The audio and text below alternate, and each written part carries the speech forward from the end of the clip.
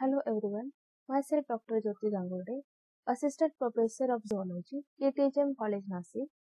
Students, today we are going to discuss on the topic pheromonal as well as autocidal control methods. Along with that, we are also going to discuss on the integrated pest management as well as plant protection appliances. So let us discuss all the topics one by one. So here, first, that is the pheromonal control or the classification of pheromonal control. So here the pheromonal control, okay, with or what is meant by the pheromonal control methods. So here with increasing the public concern about the use of toxic pesticides to control insects and other pestiferous organisms,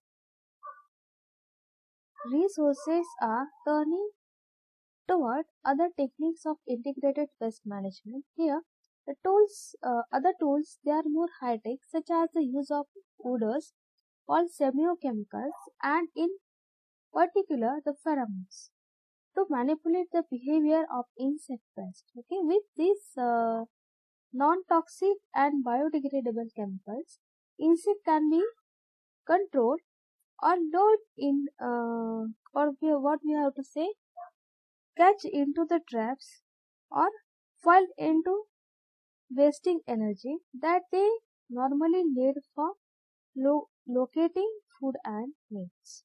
Now, semiochemicals are the chemical signals that are produced by a plant or animal and are detected by a second plant or animal and cause a response in the second organism. Now here again many species which depends on these chemical signals for their survival. Now the pheromones are a class of semiochemicals that insects and other animals release to communicate with other individuals of the same species. Now the key to all of these behavioral chemicals in that they leave the body of first organism, pass through the air and reach to the second organism again. Now where they are detected by their receiver. Here, once the second organism receives such a pheromone signal, the behavior of that individual has changed with the forces them to attract towards the source of release of such a pheromones causing aggregation. Now here, once the species are aggregated, they can be easily killed by any appropriate physical or mechanical method. So, here this is the basic terminology regarding the pheromones. What are the pheromones? Now, such a pheromones, they can be categorized into two different classes. Here the classes such as the primer effect pheromones as well as the second one, that is the releaser effect pheromones. So here, according to the effects they produce, the pheromones they choose their types. Okay, now here the first type is the primer effect pheromones. Here they operate through the gustatory sensilla and trigger a chain of physiological changes in the body. Okay, these are acting as a primer effect pheromones. The another category, that is the releaser effect pheromones, they operate through the olfactory sensilla and regulate the behavior of insect.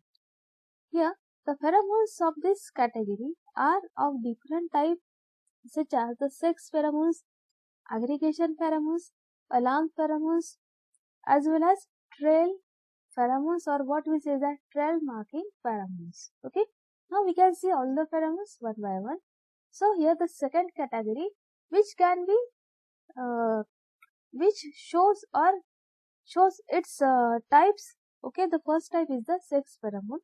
Yeah, the sex pheromones represents a diverse assemblage of compound, though mostly or most commonly released by females.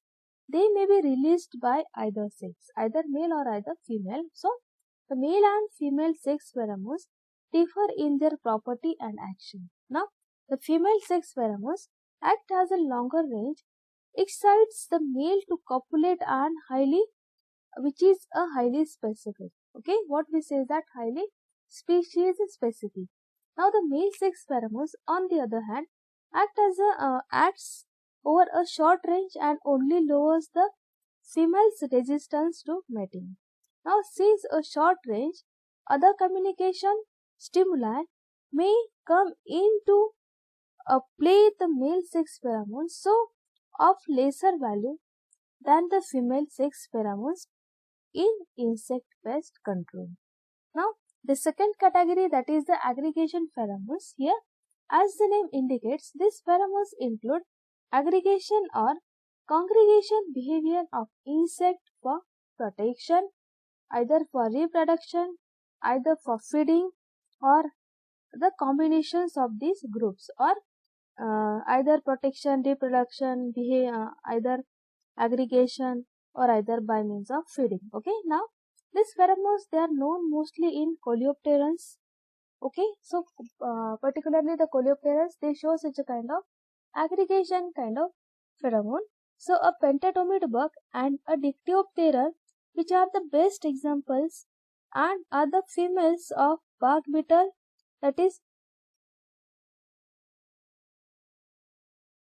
Dendroctonus frontalis.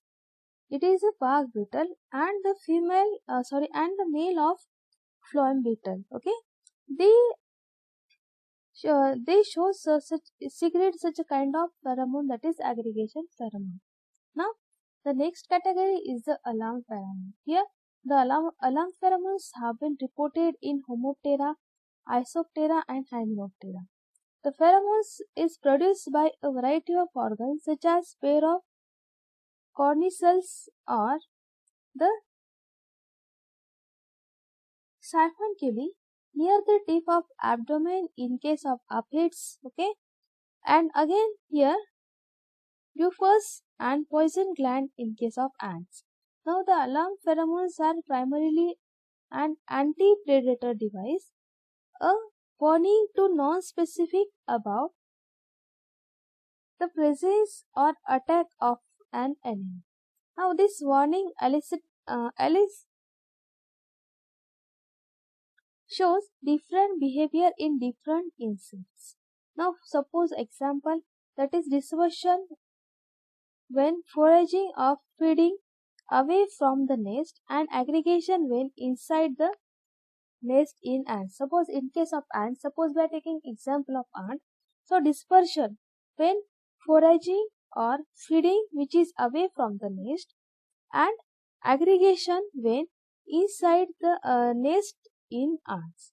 Now the chemical nature of some of the alarm pheromones are terpenes, then aldehydes, alkyl, and again alkanyl, then acetates, then 2-heptatone, 2-heptanone, then ethyl and methyl ketones, again formic acid, and monoterpene hydrocarbons. Okay, these are some chemical compounds. They acting as such a kind of pheromones, that is alarm pheromones. Now the next category is trail pheromone. Here in this trail pheromones, such a pheromones so far studied function through the medium of air, and which is therefore be called as a aerial trail pheromone. Okay, so the trail pheromones are therefore used to find mates or to utilize food source more efficiently. Here, in case of social or migrating insect, this pheromones also maintains the cohesion and social integration of the colony. Organs producing trail pheromones are again very variable. Now the sternal glands in case of termite, poison gland, rectal gland in ants, depending on the species, and the labial glands in caterpillars that produce this kind of pheromone, that is trail pheromone. Now this is all regarding the pheromones and the classification of pheromones. Now the next kind of control measure, that is autocidal control.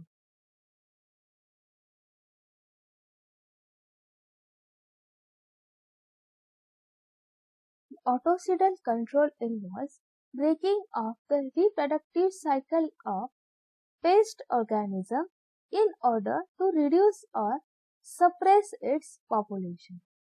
The autocidal control, which is called as the sterilization technique, which involves the use of sterile members of targeted insect pest species which bring down to its population. Okay, now this is the autocidal control. Now here the example, that is male sterilization technique. Here the male sterilization technique, which has been successfully used for insect to control since the mid, that is 1959, on the screwworm fly. Then again here Cochleomi hominivorax in the Iceland of Curacao, and the melon fruit fly Dracus curcubiti in South Pacific Islands of Rota. Now for instance, okay, so you just remember that we are going to discuss the male sterilization technique. So this is the historical part. So you have to learn this, remember this example, okay.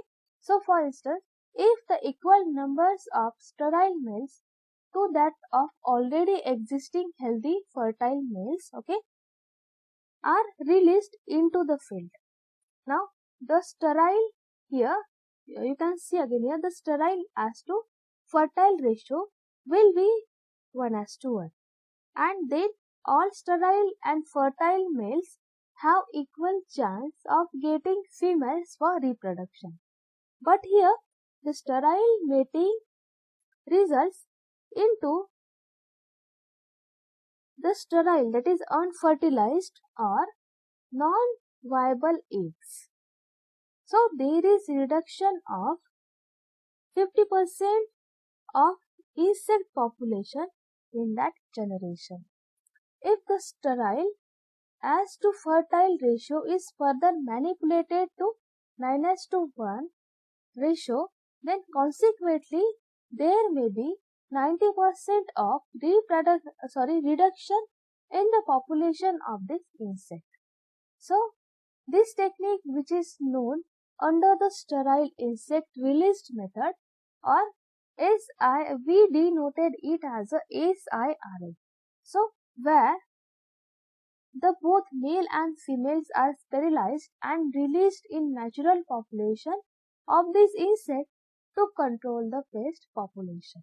So this is what, in short, the male sterilization technique. So we have here the example, that is Knipling's SIRA, that is such a sterile insect release method model. So here you can see the generation, okay. So here it is what the data which is representing the hypothetical calculation of pest population after application of Knipling's, that is such a sterile insect released method for pest control. So here you can see here the number of generations starting from first, second, third and fourth. Then the natural fertile population, which is ranging from 1000, then 333, 47 and 1. Here the the sterile insect released, the number which is constant, that is 2000, and the ratio, that is sterile as to fertile ratio, which is here you can see in the first generation it shows the ratio such as 2:1. In second generation it is 6:1. In third generation, which is 42:1, and in next, that is fourth generation, which is acting as a 2000:1. Now here the percentage of infertile mating, which is like this, that is 66.7, then 85.7, 97.7 and 99.9 respectively, that of first to fourth generation. Now here the percentage of fertile mating, which is 33.3, then 14.3, 2.3 and 0.1, again ranging, that is from generation first to fourth respectively, that is first, second, third and fourth. And here the number of fertile progeny left for next generation, that is suppose here in the first generation the population, okay, natural fertile population which is 1000, then sterile insect release the number which is constant, that is 2000, the sterile fertile ratio which is 2:1, and here the percentage of infertile mating, that is 66.7%, and the percentage of fertile mating which is reduced, which get reduced, that is 33.3, and here the number of fertile progeny left for next generation, that is 333. Okay, here the data which is like this starting from first to fourth generation. So here if we can apply this technique, okay, such a technique, so here you can see at the last generation or fourth generation, here ultimately the number of fertile progeny left for next generation which is almost 0, and the percentage of fertile mating which is reduced up to 0.1%, and here the percentage of infertile mating which is near about 99.9%. So this is the Neeply sterile insect release method model. Okay, now here again we have ratio.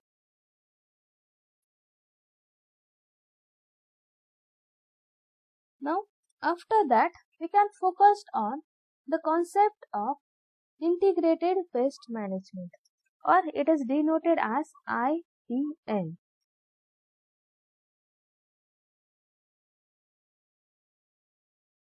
The concept of integrated pest management we can discuss in next lecture.